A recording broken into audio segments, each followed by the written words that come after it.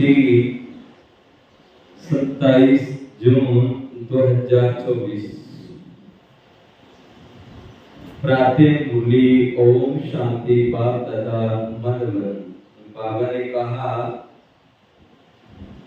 मीठे बच्चे तुम्हें शरीर से अलग होकर बाप के पास जाना है। बाबा कहते हैं, मीठे बच्चे तुम्हें शरीर से अलग होकर बाप के पास जाना है। तुम शरीर को साथ नहीं ले जाएंगे, इसीलिए शरीर को भूल आत्मा को देखो।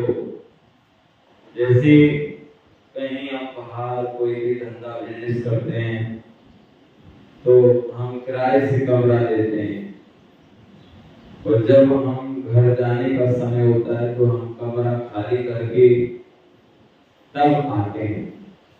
इसी तरह हम सब आत्माएं हैं, शरीर नहीं है। शरीर हमारा क्या है? वस्त्र है, और शरीर का वस्त्र क्या है? कपड़ा। तो आत्मा इस वस्त्र में, माना ये घर है, इस घर में किराए पर है ये शरीर।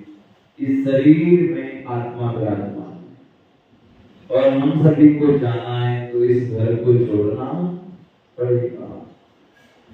तो बाबा हम सबको बता रहे हैं, बच्चे हम सबको जाना है तो क्या करना है? स्वयं को आत्मा समझो। प्रसन्न तुम बच्चे अपनी आयु को योग बल से बढ़ाने का पुरुषार्थ क्यों करते हो? उत्तर, क्योंकि तुम्हारी दिल होती है कि हम बाप द्वारा सब कुछ इस जन्म में जान जाएं। क्योंकि हमारी क्या होती है? दिल होती है कि हम बाप द्वारा सब कुछ इस जन्म में जान जाएं, बाप द्वारा सब कुछ सुन लें। इसीलिए तुम योग बल से अपनी आयु को बढ़ाने का पुरुषार्थ करते हो। अभी ही तुम्हें बाप से प्यार मिलता है, ऐसा प्यार फिर सारे कल में नहीं मिल सकता। बाकी जो शरीर छोड़कर चले गए उनके लिए कहेंगे ड्रामा अंसार। ड्रामा उनका इतना ही पार्ट है। बाबा कह रहे हैं, जो बाकी जो शरीर छोड़कर चले गए उनके लिए कहेंगे ड्रामा में उनका उतना ही पार्ट है। ओम शांति। बच्चे जन्म जन्मांतर और सत्संगों में गए। बाबा कह रहे, बच्चे जन्म क्या गए? और सत्संगों में गए हैं, और यहाँ भी आए हैं। बाबा कह रहे, बच्चे और सत्संगों में भी गए हैं, यहाँ भी आए। वास्तव में इसको भी सत्संग कहा जाता है। अब भले ही हम सब आत्माएं हमको भगवान पढ़ाते हैं, लेकिन इसको भी सत्संग कहा जाता है। बाबा कहते हैं, और सत्संगों में गए हैं और यहाँ भी आए हैं। वास्तव में इसको सत्संग कहा जाता है। सत्य का संग तारे बच्चों के दिल में आता है। हम पहले भक्ति मार्ग के सत्संगों में जाते थे। बाबा के बच्चे पहले क्या है? हम जो भक्ति मार्ग के सत्संग होते थे उनमें जाते थे। इतने ही दुनिया में सत्संग चल रहे हैं, तो उन सभी सत्संगों में हम सभी जाते थे, और अभी यहाँ बैठे हैं। बाबा कह रहे वहां जाते थे और अभी यहाँ बैठे। रात दिन का फर्क है। रात दिन का फर्क वास्ता है। यहाँ पहले तो बाप का प्यार मिलता है, फिर बाप को बच्चों का प्यार मिलता है। अभी इस जन्म में तुम्हारी चेंज हो रही है। तुम बच्चे समझ गए हो, हम आत्मा है, ना कि शरीर। शरीर नहीं कहेगा कि हमारी आत्मा कह सकती है हमारा शरीर। अब बच्चे समझते हैं जन्म जन्मांतर तो वह साधु संत महात्मा आदि करते आए। आजकल फिर फैशन बड़ा है, साईं बाबा, मेहर बाबा, वह भी सब जिस्मानी हो गए। अब बाबा कह रहे हैं साईं बाबा, आजकल क्या हो गया, फैशन हो गया है। साईं बाबा, मेहर बाबा, और जो साईं बाबा ने तो आजकल कभी भी नहीं कहा, साईं बाबा ने तो ये कहा है कि सबका मालिक है। और उंगली जितनी भी धर्म की आत्माओं ने सबने उंगली को ऊपर उठाई है। अब सब आप विचार कर सकते हैं कि भाई जितने सभी हमारे धर्मवाचक हैं, हमारे गुरु नानक हैं, शंकराचार्य हैं, साईं बाबा हैं, कोई भी है, हर संगमों में सबकी उंगली ऊपर की तरफ है कि भाई सबका मालिक एक है और वो ऊपर वाला है। तो हम सब, बाबा भी हम सबको बता रहे हैं, बाबा हमको ये बता रहे हैं, वह भी सब जिस्मानी हो गए। जिस्मानी प्यार में सुख होता ही नहीं। अब बाबा के बच्चे वो तो जिस्मानी हो गए और जिस्मानी प्यार में सुख होता ही नहीं। अभी तुम बच्चों का है रूहानी प्यार, रात दिन का फर्क है। यहाँ तुमको समझ मिलती है, वहां तो बिल्कुल बेसमझ है। तुम अभी समझते हो, बाबा आकर के हमको पढ़ाते हैं। अब बाबा के लिए वहां बेसमझ है। बेसमझ क्यों है? भले ही कोई भी सत्संग में जा रहे हैं, मंदिर पर पूजा पाठ करने के लिए जाते हैं, अब जा रहे हैं, सत्संगों में जा रहे हैं, लेकिन जो जिसके लिए भक्ति की, जिसके लिए पूजा पाठ किए, व्रत किए, उपवास किए, तीर्थ यात्रा किए, जब तक किए, हवन किए, यज्ञ किए, अब वो भगवान से हम वादा करके आए। भगवान ने भी हमको वादा दिया कि बच्चे तुम जब बुलाएंगे तब मैं तुमसे मिलने के लिए आऊंगा। तो कहा ना, यदा यदा धर्म से ग्लानि न पाते, जब जब दुनिया पर अत्याचार हो बढ़ेगा, पाप बढ़ेगा, तब मैं सब धर्म की स्थापना करने, नई दुनिया की स्थापना करने धरती पर आऊं। अब जब भगवान आए, अब आप किसी दोस्त को निमंत्रण देकर देखिए, अरे मेरे प्यारे दोस्त, आप तो मेरे बहुत अच्छे दोस्त हो, आप तो बहुत ही, मैं तो आपको बहुत चाहता हूँ, आप हमारे गांव में आना, हमारे घर पर जरूर आना। अब वो दोस्त समय निकालकर बहुत दिन में आपसे मिलने के लिए आए, और जब मिलने के लिए आए, आपने आपका फोटो रखा है आपके दोस्त का, बस आप फोटो को देख रहे हैं, मुस्कुरा रहे हैं, और आपका दोस्त आपके दरवाजे पर आ चुका है और कह रहा है, दोस्त मैं आपसे मिलने के लिए आया हूँ, दरवाजा खोलिए। आप दरवाजा नहीं खोले तो आपके दोस्त का अपमान हो जाएगा, फिर वो दोबारा नहीं आएगा। ऐसे ही हम सभी बनाए, कोई भी सत्संग में जाओ, बाबा मना नहीं करते। और दुनिया में कितने भी सत्संग है, वहां बुराई एक दूसरे की भलाई कर सकते हैं, लेकिन ये बाबा का ऐसा ज्ञान है जहां हर किसी सत्संग में हर किसी महान आत्माओं को, हर किसी धर्मवाचक का सम्मान किया जाता है, हर किसी को प्यार किया जाता है। यहाँ नफरत घृणा किसी के प्रति नहीं, क्योंकि बाबा कौन है? प्रेम के सागर हैं। हम उनसे कनेक्शन जोड़ते हैं तो हमारे अंदर वो प्रेम की किरणें आती है। तो बाबा हम सबको यही बता रहे हैं कि बच्चे हम कितने भी सत्संगों में गए, लेकिन क्या यहाँ तो डायरेक्ट भगवान आया। तुम बिल्कुल मनुष्य का है, बिल्कुल बेसमझ है। तुम अभी समझते हो, बाबा आकर के हमको पढ़ाते हैं। अब बच्चे अब समझ गए ना। अगर मनुष्य समझदार होती, उनमें समझ होती, तो जो भगवान हम सभी से मिलने के लिए आए हैं, पढ़ा रहे हैं, नर से नारायण बना रहे हैं, नारी से लक्ष्मी बना रहे हैं, भारत को स्वर्ग बना रहे हैं। भगवान ईश्वर अल्लाह गॉड परवरदिगार यहोवा सत्साय एक ओंकार, वो परमात्मा इस धरती पर आया है और हमें उससे मिलने के लिए समय नहीं। सोचिए कैसा समय आ चुका है। हम सभी अज्ञान की नींद में सो गए, सत्य की पहचान ही नहीं है। इसके कारण ही तो भगवान से हम जुड़ना नहीं चाहते। इसीलिए तो हम सब ये समझते हैं कि ये भी अपने अपने अलग अलग सत्संग हैं।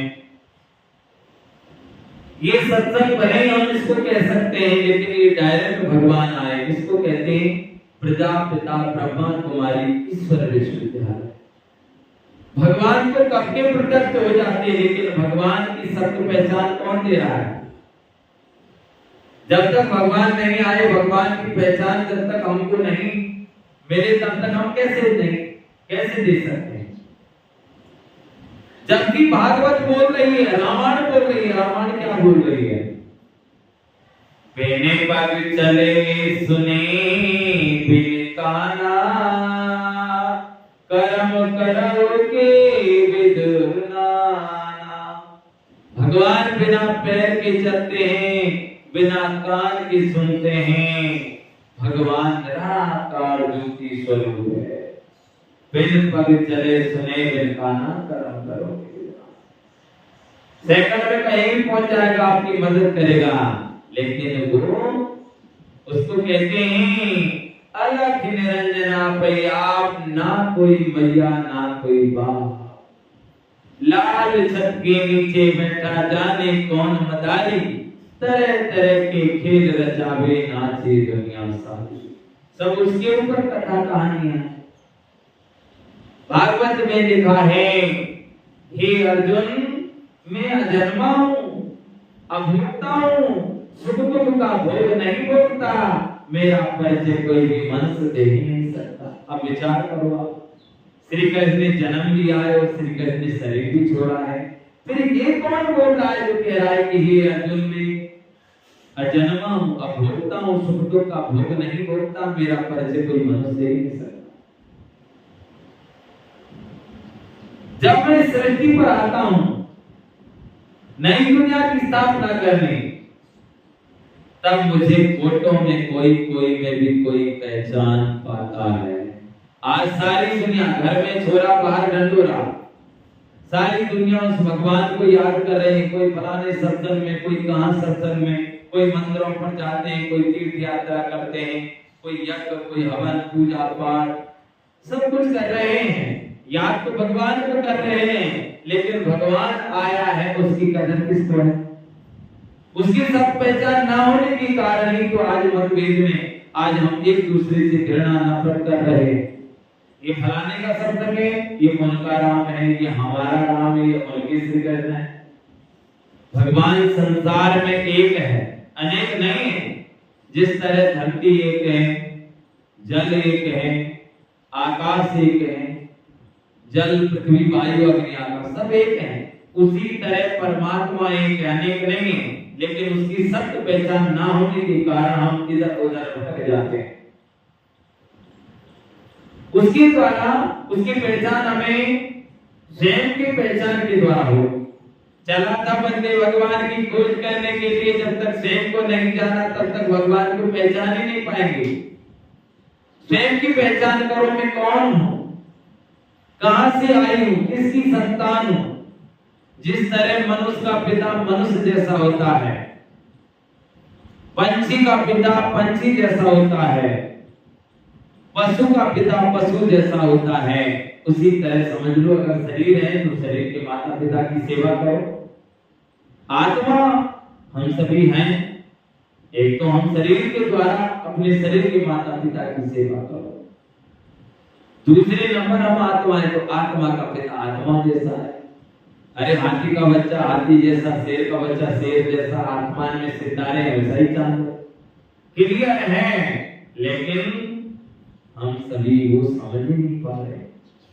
अज्ञान की नींद से हम जाग ही नहीं रहे। इसीलिए सोचिए, घर में छोरा बाहर ढंढोरा, भगवान सृष्टि पर आकर के पढ़ा रहे हैं, सत्य ज्ञान नर से नारायण, नारी से लक्ष्मी बना रहे हैं। इसीलिए अपने आप को जानकर परमात्मा से बाबा को पहचान कर मुरली से कोर्स करें। तो बाबा हमको यही बता रहे हैं। बाबा आकर हमको पढ़ाते हैं, वो सबका बाप है, मेल तथा फीमेल सब अपने को आत्मा समझते हैं। बुलाते भी हैं। हम सभी मेल हो चाहे फीमेल, चाहे लेडीज हो चाहे जेंट्स, तो बाबा कहते हैं सब अपने को आत्मा समझते हैं, बाबा बुलाते भी हैं। हे बच्चों, हे बच्चे, बाबा क्या कह रहे हैं? हे बच्चे,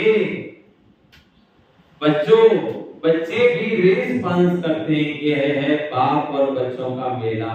क्या है ये? बाप और बच्चों का मेला। तभी तो कहावत है भाई, आत्मा और परमात्मा अलग रहे बहुकार, सुंदर मेला लग गया जब सतगुरु मिला दला।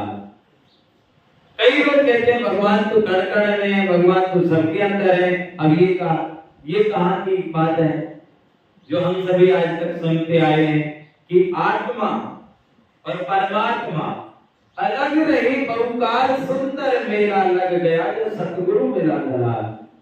सतगुरु मिला दलाल बना कौन? जब ब्रह्मा के तन में परमात्मा आते हैं तब परमात्मा सत्य पहचान देते हैं, तब आत्मा और परमात्मा का मिलन, इसीलिए इसको संगम युग कहा जाता है।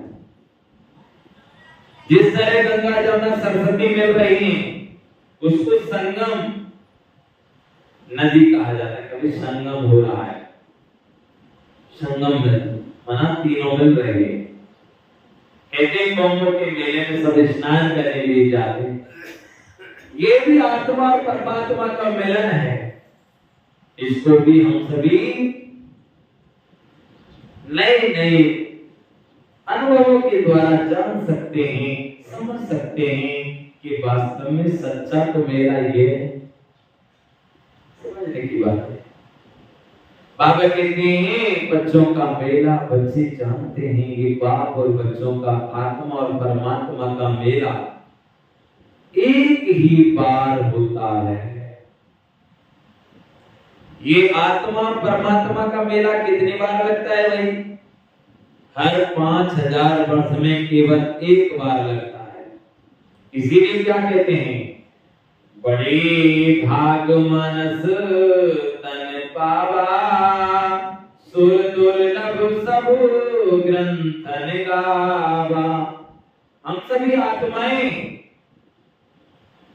84 जन्म लेकर के, सतयुग में हम सभी 8 जन्म लेते हैं, त्रेता युग में 12 जन्म, द्वापर युग में 21 जन्म, कलयुग में 42 जन्म और संगम युग में 1 जन्म, टोटल 84 जन्म हो गए।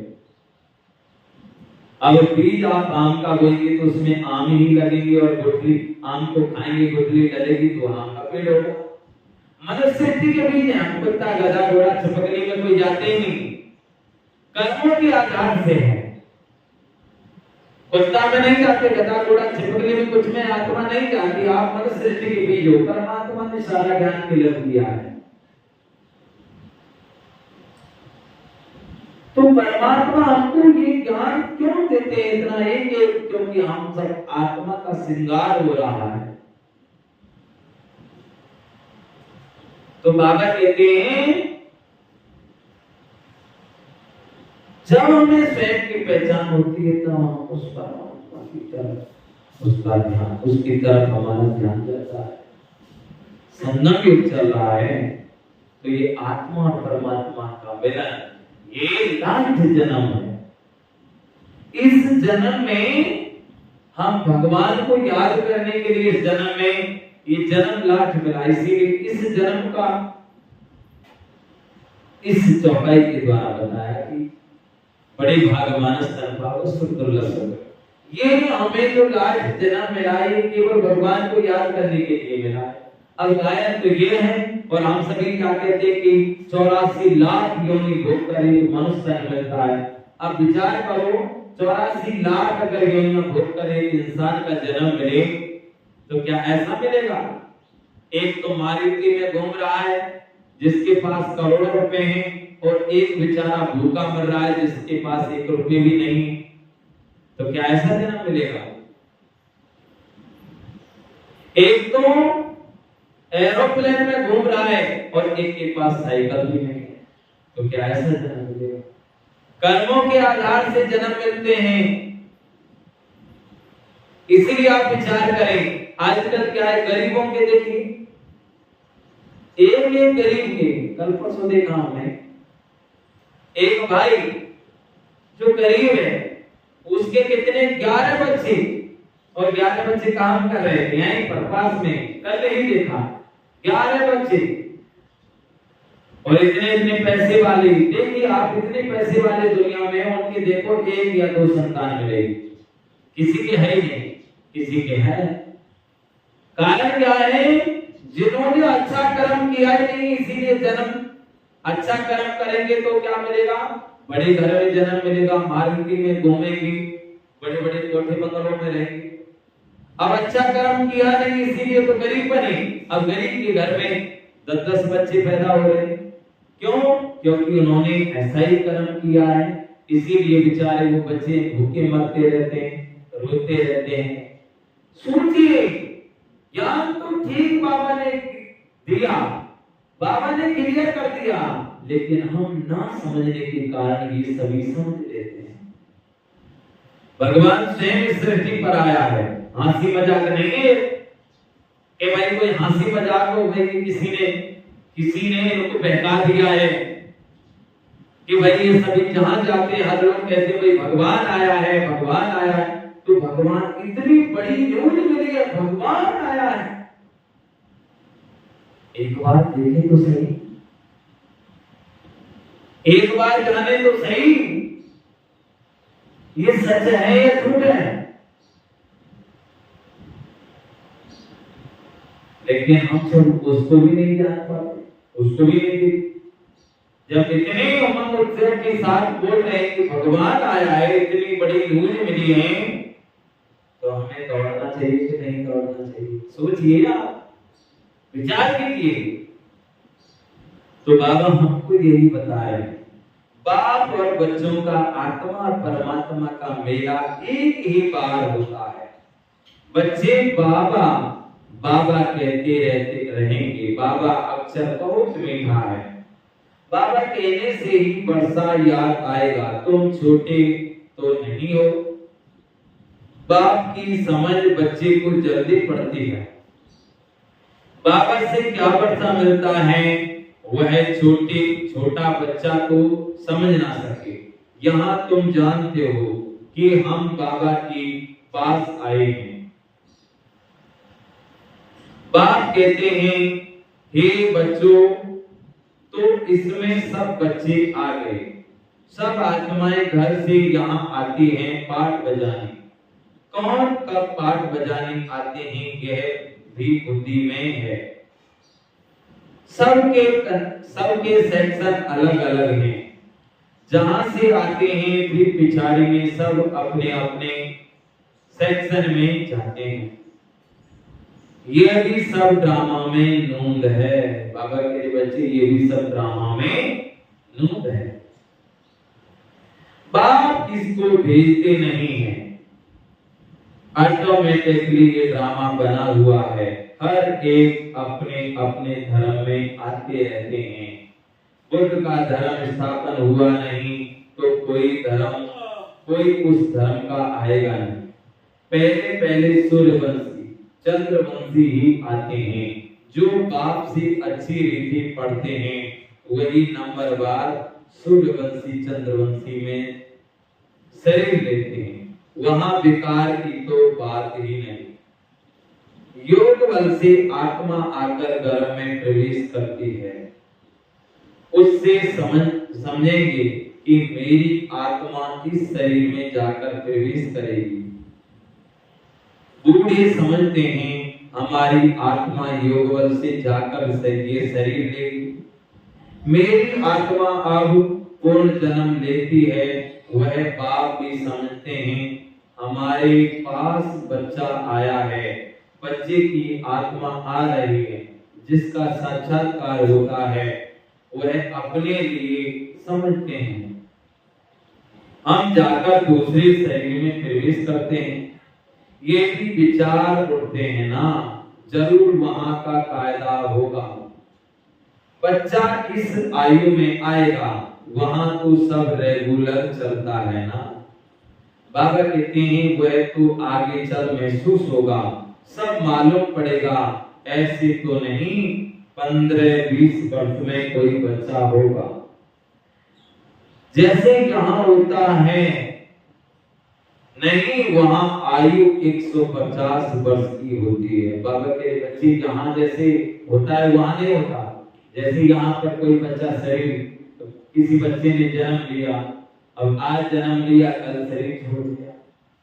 अब किसी में कोई तो पेट में ही चला जाता है, किसी की उम्र कितनी है, किसी को 10 साल में चला जाता है। लेकिन सतयुग में ये सब नहीं होगा। सतयुग में कोई भी बच्चा जन्म लेता है, हर व्यक्ति की वहां सबकी उम्र सतयुग में 150 वर्ष उम्र होती है। वहां आयु सबकी बड़ी होती है। तो बाबा कह रहे हैं 150 वर्ष की होती है। तो बच्चा तब आएगा जब आधा लाइफ से थोड़ा से आगे होंगे, उस समय बच्चा आता है, क्योंकि आयु वहां आयु बड़ी होती है। एक ही तो बच्चा आना होता है, फिर बच्ची भी आनी है, कायदा होगा। पहले बच्चे की फिर बच्ची की आत्मा आती है। अब बाबा कह रहे हैं देखो, सतयुग में एक बच्चा होता है पर एक बच्ची होती है। पहले बच्चा आता है फिर बच्ची आती है। यहाँ जैसे नहीं, हम यहाँ क्या करते हैं, हम सभी जैसे कहते हैं अरे हमारे घर तो लड़की लड़की जन्म ले रही है, बल्कि लड़की लड़का एक समान है। लड़की हमेशा माता पिता का काम मानती है। माता पिता जो कहेंगे वो संसार चलती है, लेकिन बच्चे नहीं मान पाते, पिता नहीं मान पाते। लेकिन सोचिए, किसी के लड़के पैदा नहीं होंगे तो कहेंगे मेरे लड़की पैदा नहीं हो रहे, किसी के लड़का होते हैं तो कहते हैं लड़का नहीं होते, बोलते लड़का नहीं हो रहे। लेकिन सतयुग में सबका एक ही बच्चा, एक ही बच्चे पैदा होते हैं। तो बाबा ने कहा ना, पहले बच्चे की फिर बच्ची, पहले बच्चे की फिर बच्ची की आत्मा की। विवेक कहता है पहले बच्चा आना चाहिए, पहले मेल पीछे फीमेल। 8-10 वर्ष देरी से आएंगे, आगे चल तुम बच्चों को आगे सब साक्षात्कार होना है।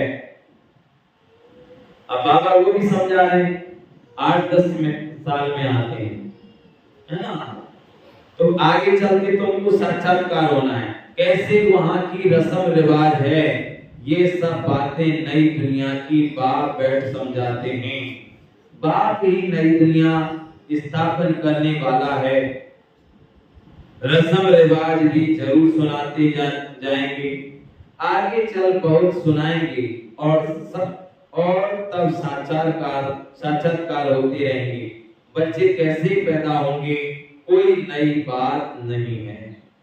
तुम तो ऐसी जगह जाते हो जहां कल्प कल्प जाना ही पड़ता है।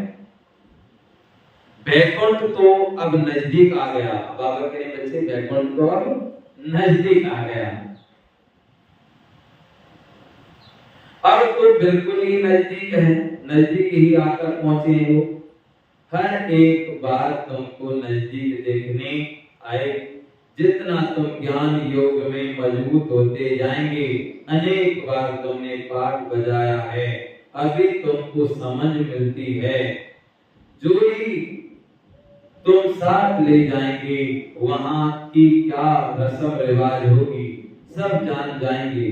शुरू में तुमको सब साक्षात्कार हुए थे, उस समय तो अर्जुन तुम अल्पवेद पढ़ते थे, फिर लास्ट में भी जरूर तुमको साक्षात्कार होनी चाहिए। सो बाप बैठ सुनाते हैं, वो सब देखने की चाहना तुमको यहाँ होगी। अब जैसे आप पूना से आए, आप नागपुर से आए, तो आप नागपुर से पहले जयपुर उतरेंगे या फिर आगरा उतरेंगे। आगरा उतरेंगे, आगरा के बाद आप आए और आप आगरा से बैठेंगे अंतरा गांव वाली बस में, तो उसमें बस में आप पहले भरतपुर आना पड़ेगा। आप कहेंगे भरतपुर आ गया, अब आधा घंटे का रास्ता है अंतरा गांव का। फिर आप वहां से बैठेंगे, फिर आपको क्या दिखाई देगा, भाई टोल टैक्स आ गया, सेवर आ गया भाई, अब भाई ये लोहारा आ गया, अब टहराम रोड आ गया, अब अंतरा आने वाला है। ये आपको सुनते मालूम पड़ेगा कि नहीं पड़ेगा? ऐसे ही ठीक उसी अनुसार जब शिव बाबा पहले पहले ब्रह्मा के तन में आए तो हर धर्म की आत्मा, जब तो आज बाबा के ज्ञान में हर धर्म की आत्माएं हैं, हिंदू मुस्लिम सिख ईसाई समस्त विश्व की आत्मा परमात्मा को पहचान रही, क्योंकि पूरे विश्व का पिता है। तो जब सबने जाना भाई वो कौन है जो कहता है कि भगवान आया है, कहते हैं सब भगवान आया है और ये कहते हैं पवित्रता की धारणा कराते हैं, तो सभी लाठी लेकर, कोई फरसा लेकर, कोई डंडा लेकर, कोई क्या लेकर वहां जब पहुंचे तो देखा कि बाबा बैठे हुए हैं और बाबा ने कहा आओ मेरे मीठे बच्चों आओ। इतना प्यार, इतना प्रेम, वो रूहानी दृष्टि, वो रूहानी प्यार सुनते ही सबके हाथों से हथियार गिर गए।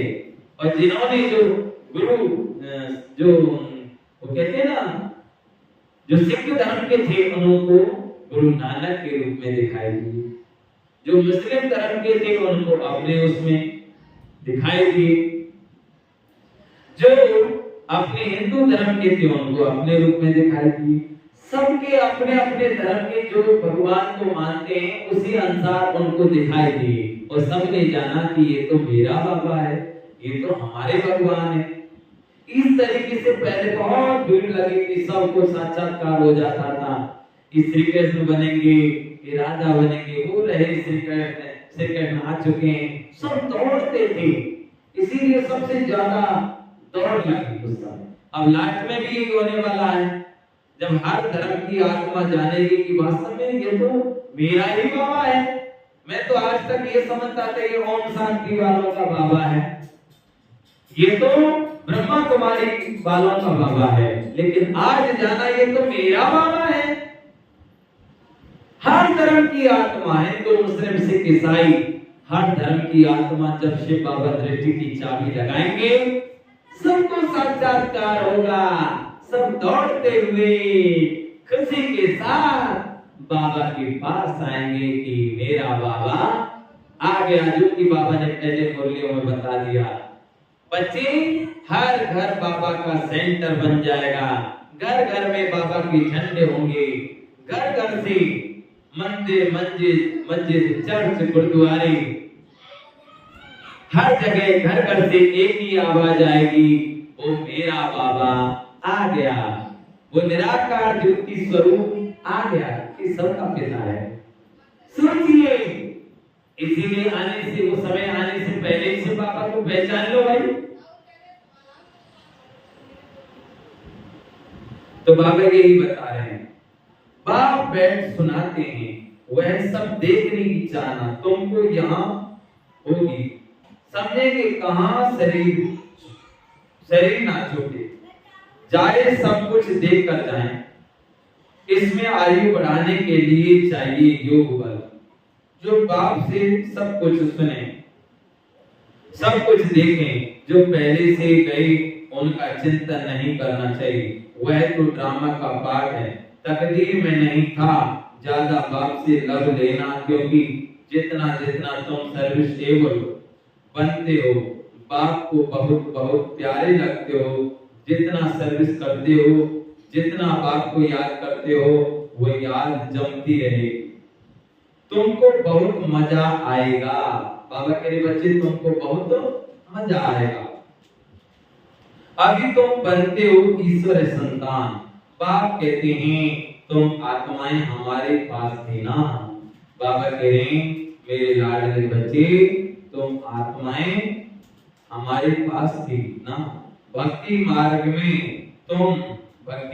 में मुक्ति के लिए बहुत परिश्रम करते हैं, जीवन मुक्ति को तो जानते नहीं, ये बहुत लवली ज्ञान है, बहुत लव रहता है।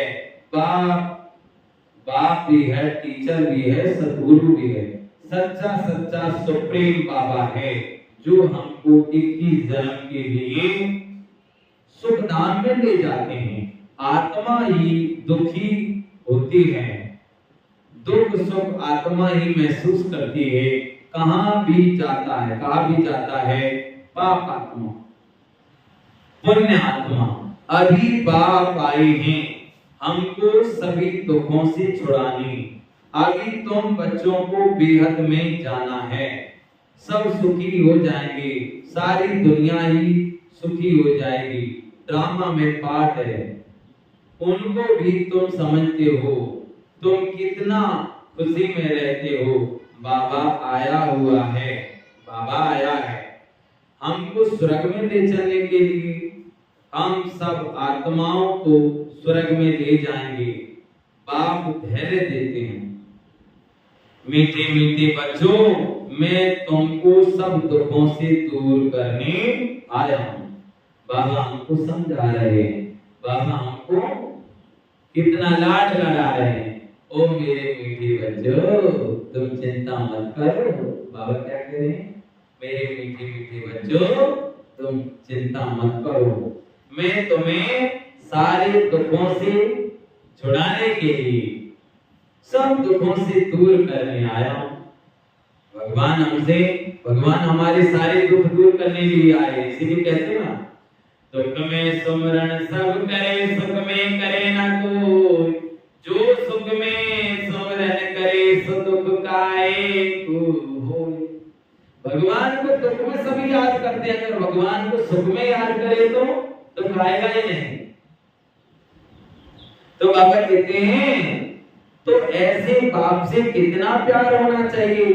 सभी संबंधों ने तुमको दुख दिया है। बाबा क्या करे बच्चों, सभी संबंधों ने तुमको दुख दिया है।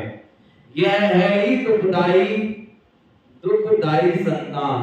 तुम दुखी होते हो, दुख की ही बातें सुनते आई हो। अब बाप सब बातें समझा रहे हैं, अनेक बार समझाया है और चक्रवर्ती राजा बनाया है। जो बाप हमको ऐसा स्वर्ग का मालिक बनाते हैं, उन पर कितना प्यार होना चाहिए। एक बाप को ही तुम याद करते हो, शिवाय बाप के और कोई से संबंध नहीं। आत्मा को ही समझाया जाता है। हम सुप्रीम बाप के बच्चे हैं। अब जैसे हमको रास्ता मिला है, फिर औरों को भी सुख का रास्ता बताना है। तुमको सिर्फ आधा कल के लिए ही नहीं, पौना कल के लिए नहीं, पौना कल के लिए सुख मिलता है। बाबा कह रहे तुमको आधा कल के लिए नहीं, पौना कल के लिए सुख मिलता है। तुम पर भी कई कुर्बान जाते हैं, क्योंकि तुम बाप का संदेश बताकर सब दुख दूर करते हो। बाबा कह रहे बच्चे, तुम पर कई कितने ही लोग कुर्बान जाते हैं, क्योंकि तुम सबको बाबा का संदेश देकर सब दुख दूर कर देते हो। अब जो भगवान का बन गया तो उसके सारे दुख समाप्त हुए कि नहीं हुए? तुम समझते हो, इन्हें भी ब्रह्मा को भी ये नॉलेज सुप्रीम बाप से मिलती है। ये फिर हमको पैगाम देते हैं। अब ये नॉलेज किससे मिलती है? बाबा से मिलती है। ये फिर हमको पैगाम देते हैं, हम फिर औरों को पैगाम देंगे। बाप का परिचय देके सब बच्चों को जगाते रहते हैं। अज्ञान नींद से भक्ति को अज्ञान कहा जाता है। देखा क्या करें बाबा, भक्ति को अज्ञान कहा गया है। भक्ति क्या है? रात है, और ज्ञान क्या है? दिन है। भक्ति छाछ है और ज्ञान क्या है? मक्खन है। अब भक्ति से कुछ मिलता है नहीं। आप भक्ति कितनी करो, आप जैसे कोई पढ़ाई पढ़ रहे हो, जिस पढ़ाई से कुछ मिले ही नहीं, तो उस पढ़ाई से पढ़ने से फायदा क्या है? भक्ति से कुछ मिलता ही नहीं, तो फिर करने से फायदा क्या? भक्ति का फल ही भगवान देने आया है। आपने भक्ति की, उसी के फल से तो भगवान मिला है। तभी तो आपको पैगाम मिल गया कि भाई भगवान धरती पर आया है। तो आप ज्ञान रूपी मक्खन खाइए ना, छाछ से क्यों खाते हैं? सोचिए, बाबा एक शब्द हमको कितना प्यार से समझा रहे हैं। ओ मेरे लाडले बच्चों, अज्ञान नींद से भक्ति को अज्ञान कहा जाता है। इसीलिए कुंभकर्ण जब सोया तो 6 महीने में जाएगा। अब कोई व्यक्ति है 6 महीना सो जाएगा, कुछ खाएगा पिएगा नहीं, पानी नहीं पिएगा, उसका शरीर तो वैसे ही ढांचा बन जाएगा, कहां जीवित रह पाएगा। सोचिए 6 महीना सोया, एक दिन जागा, माना क्या अज्ञान की नींद में अब सोए पड़े हैं सभी भगवान को याद कर रहे हैं, सभी सत्संगों में जा रहे हैं, तीर्थ यात्राओं पर जा रहे हैं, मंदिरों में जा रहे हैं, और अपने स्टेटस पर देख लो, व्हाट्सएप पर देख लो, फेसबुक पर देख लो, सबके लगाएंगे, अनेक मंदिरों के लगाएंगे, सबके लगाएंगे, लेकिन भगवान सृष्टि पर आया है उसका स्टेटस किसी ने लगाया? कोई लगाता है क्या? कोई जानता ही नहीं है। भगवान सृष्टि पर आया है, भगवान का अवतरण हुआ है, और हम सभी इधर उधर घूम रहे हैं। घर में छोरा, बाहर डंडोरा। आज तक हम किसकी पूजा करते आए? 12 ज्योतिर्लिंग क्यों कहते हैं? क्योंकि परमात्मा ज्योति का प्रतीक है, इसीलिए ज्योतिर्लिंगम कहा गया। 12 ज्योतिर्लिंग बड़े बड़े। सोचिए भगवान सृष्टि पर आया, और हम सभी संदेश सुनकर भी हम सभी अज्ञान की नींद में सो जाते हैं। यही इसी को कुंभकर्ण की नींद कहा गया है। यही कुंभकर्ण की नींद है कि बस हम इसी समय सोए हैं, भक्ति कर रहे हैं, पूजा पाठ कर रहे हैं, मंदिरों में जा रहे हैं, तीर्थ यात्रा कर रहे हैं, लेकिन भगवान आया है उसे पहचान कर नहीं रहे। तो इसी को अज्ञान कहा जाता है, घोर अंधियारा। तो हम सभी क्या हैं? क्या थे? बाबा कह रहे बच्चे अज्ञान नींद से भक्ति को अज्ञान कहा जाता है। ज्ञान और भक्ति अलग अलग हैं। ज्ञान सागर बाप अब तुम बच्चों को ज्ञान सिखला रहे। तुम्हारे दिल में आता है बाबा हर 5000 वर्ष बाद आकर के हमें जगाते हैं। अब जगा रहे हैं ना, अज्ञान की नींद से जगा रहे हैं, बाकी ये नहीं कि सोए पड़े उनको जगा रहे हैं, ऐसा नहीं। जो हम सभी को पता है कि भाई कलयुग का अंतिम समय है, हम सभी अब अज्ञान की नींद में सोए थे, भगवान ने आकर जगाया कि बच्चे सतयुग गया, त्रेता गया, द्वापर गया, कलयुग भी अब जाने वाला है, सतयुग आने वाला है। इसीलिए अज्ञान की नींद से जागिए। तो बाबा कहते हैं भक्ति अलग है, ज्ञान अलग है। ज्ञान सागर बाप अब तुम बच्चों को ज्ञान सिखला रहे हैं। तुम्हारे दिल में आता है बाबा हर 5000 वर्ष बाद आकर हमें जगाते हैं। हमारा जो दीवा है उसमें घृत, बाकी हमारा जो दीवा है ना, तो कहते हैं जो दिया जलता है उसमें घी डालना पड़ता है, जब वो टिमटिमाता है तो उसमें घी डालते हैं।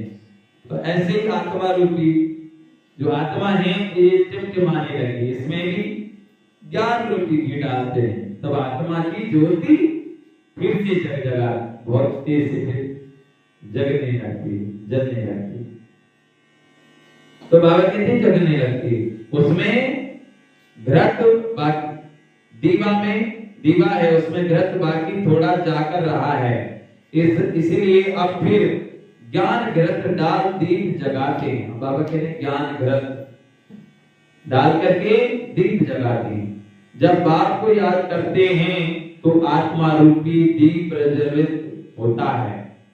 आत्मा में जो कट चढ़ी हुई है वह उतरेगी बाप की याद से। इसमें ही माया की लड़ाई चलती है। माया घड़ी घड़ी भुला देती है और कट उतारने के बजाय चढ़ती जाती है। बल्कि जितना उतरती थी, बाबा के बल्कि जितना उतरी थी उससे भी जास्ती चढ़ जाती है। बाप कहते हैं बच्चे मुझे याद करो तो कट उतर जाएगी। इसमें मेहनत है, शरीर की कशिश ना हो, देही अम्मानी बनो। हम आत्मा हैं, बाबा के पास शरीर सहित तो जा नहीं सकेंगे, शरीर से अलग होकर ही जाना है। आत्मा को देखने से कट उतरेगी, शरीर को देखने से कट चढ़ती है। कभी चढ़ती कभी उतरती है, चलता रहता है, कभी नीचे कभी ऊपर, बड़ा नाजुक रास्ता है। ये होते होते पिछाड़ी में कर्मातीत अवस्था को पाते हैं। मुख्य अर्थ में आंखें ही धोखा देती है, इसीलिए शरीर को ना देखो। हमारी बुद्धि शांति धाम सुख धाम में लटकी हुई है और देवी गुण भी धारण करने हैं। भोजन भी शुद्ध खाना है। बाबा के बच्चे, भोजन कैसा खाना है? शुद्ध खाना है।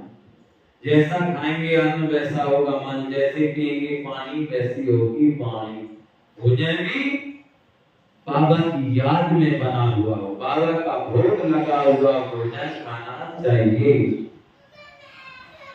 और अपनी रसोई में 24 घंटे बाबा के गाने चलते रहने चाहिए, ओम ध्वनि चलती रहनी चाहिए। तो बाबा कहते हैं भोजन भी शुद्ध खाना चाहिए। देवताओं का पवित्र भोजन है। वैष्णव अक्षर विष्णु से निकलता है। देवता कभी भी गंदी चीज थोड़ी खाते होंगे। अब बाबा कह रहे हैं देवता थोड़ी गंदी चीज खाते हैं।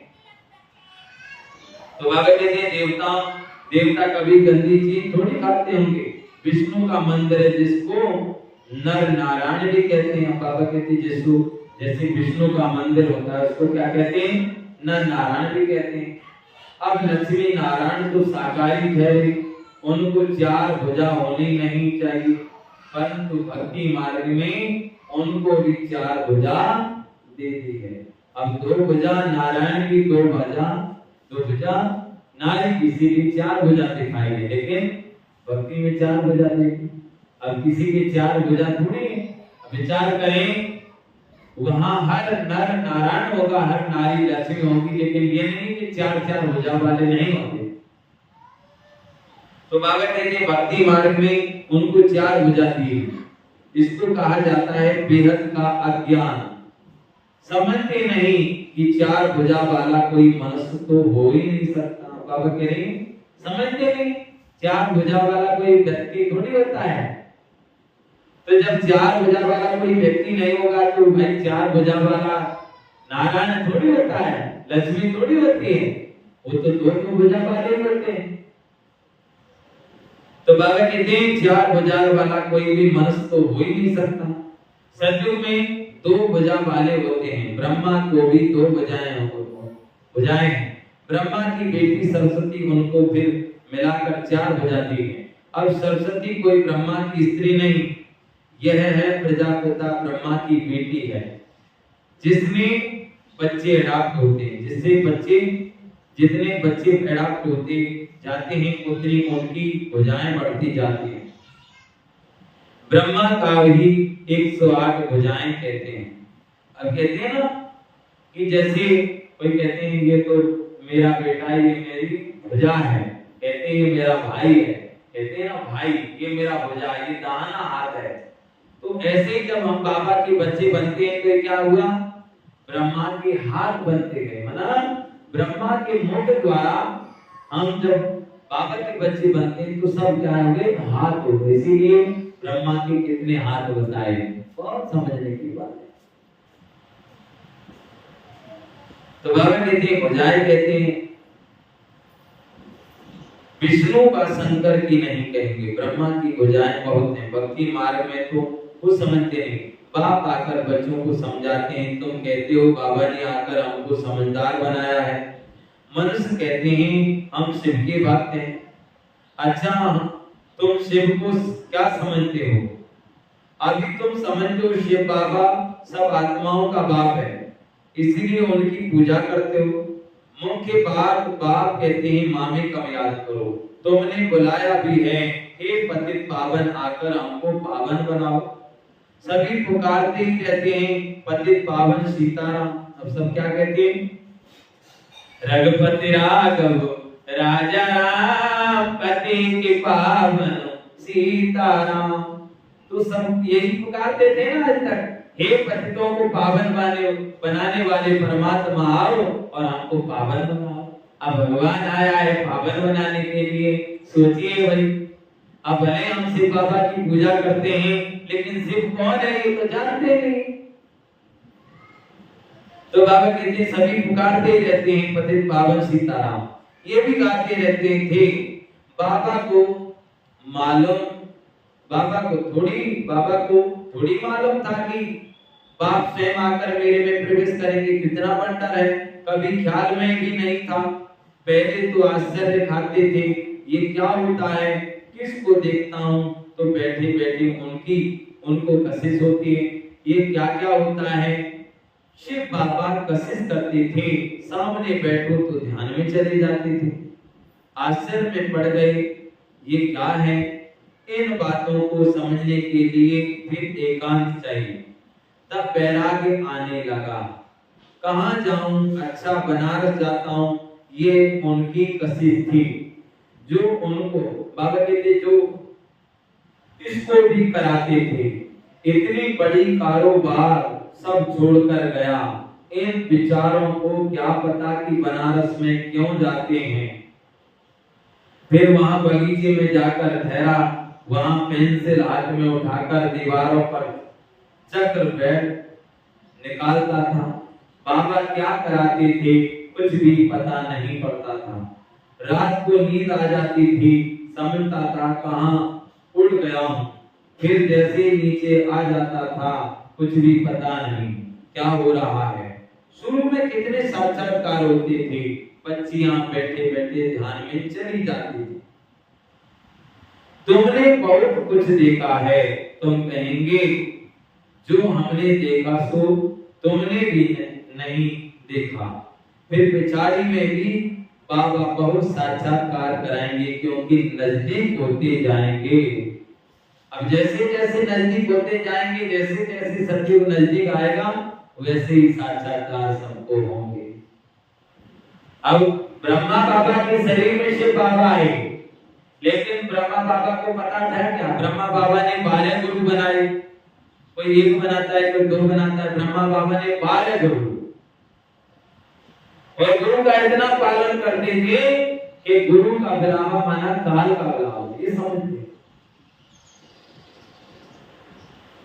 और जब कभी क्या साक्षात्कार होता था, कभी क्या, कभी विष्णु का, कभी किसका, तो बाबा सोचते थे मुझे क्या हो रहा है। तो बाबा एकांतवासी हुए, तब पुरानी दुनिया का विनाश, नई दुनिया की स्थापना का वो जो नई दुनिया दिखाई दी और पुरानी दुनिया का विनाश दिखाई दिया। तो ब्रह्मा बाबा को हीरे जवाहरात, जो एक हीरा करोड़ का कीमत होता है, वो हीरे जवाहरात कंकड़ पत्थर दिखाई दिए। कंकड़ पत्थर कितने करोड़ों रुपए का बिजनेस ब्रह्मा बाबा ने सेकंड में छोड़ दिया था, और सब कुछ शिव बाबा को अर्पण कर दिया था। इसीलिए समझिए, भगवान का जब साक्षात्कार होता है तब, और जब भगवान जब मिलता है तो उसको कुछ भी चाहने की इच्छा नहीं रहती। अच्छा, मीठी मीठी सिकेल दे बच्चों प्रति माता पिता, बाप दादा का याद प्यार और गुणवानी रूहानी, बाकी रूहानी बच्चों को नमस्ते। हम रूहानी बच्चों की रूहानी माता पिता बाप दादा को याद प्यार गुणवानी और नमस्ते नमस्ते नमस्ते। दादा के नाम के साथ बाप का संदेश सुनाकर सबके दुख दूर करने हैं। क्या करना? बाप का संदेश, हर किसी आत्मा को परमात्मा का संदेश मिले कि भाई भगवान सृष्टि पर आया है, तो बाबा का संदेश देकर क्या करना है? बाबा का संदेश सुनाकर सबके दुख दूर करने हैं,